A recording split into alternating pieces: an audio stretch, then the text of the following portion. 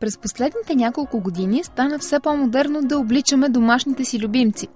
Дали от хорска суета или от необходимост, все по-често можем да видим четириногите приятели на човека облечени. Дали елегантно или спортно, зависи от вкусовите предпочитания на стопанина им.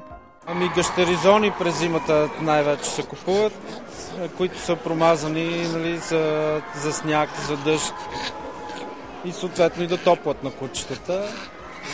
Иначе якета също, както за този домашен любимец. И цветовете, както при хората, розово и синьо. Разбира се, розово за момиченца, синьо за момченца, но имаме доста момченца, които са обличати в розово, не е строго определено. Най-предпочитани за зимата са промазаните материи, шушляците и поларите.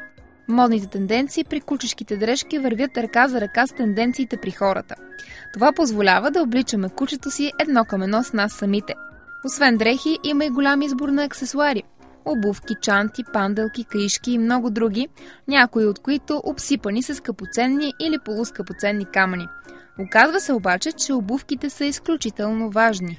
Да, предпочитани са обувките за зимата, предпазват лапичките от студа, от солта, която се хвърля за разтопяване, така че са предпочитани и от домашните любимци. Освен стандартните облекла, за празниците може да изненадате домашния си любимец със специално облекло. Коледни дрежки, обувчици за любимците.